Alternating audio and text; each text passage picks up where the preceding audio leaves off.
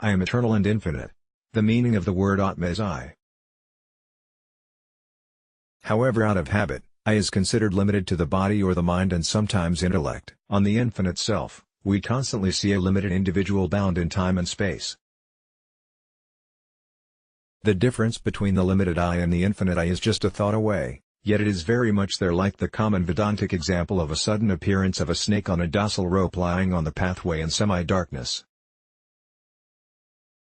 While there is actually no reason to fear, it is inbuilt in a wrong thought of snake when there should only be the thought of rope. Adi Sankaracharya's verse in the Atmavada, pointing out that the difference between the self and the ego is just like this rope and snake, gives a direct picture that can go deep into our understanding. We need to understand this because that is the only way we can remember.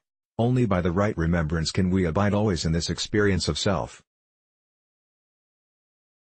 Else it is a constant drop to the wrong thought of limitation. Try as we might, there is no other means than the Upanishads, Bhagavad Gita and the explanatory texts that circumambulate one theme or the other of the Upanishads, such as the Atmavada, that can show a candle to who we really are.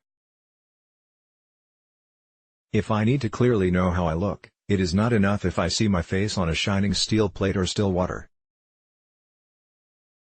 I need to look at myself constantly lest I imagine I am someone else. It is all right to imagine, but when I begin behaving and acting like someone I am not, then the problem is not just in my head, but spills to the world on the outside too.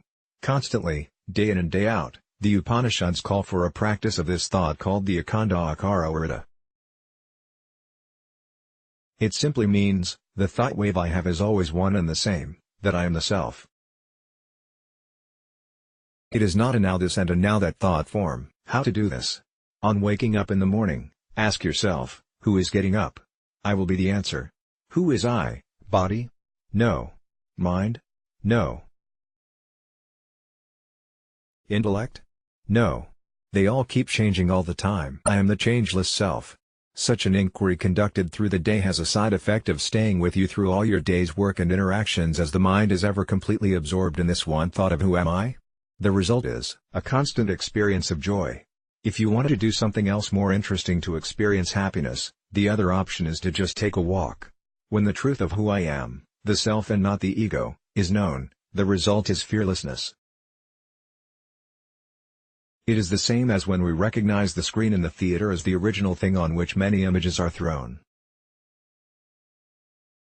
The screen alone is real and not the images. Then we will stop crying for emotional scenes and stop getting tense when there is a fight scene. Let's block ads. Why?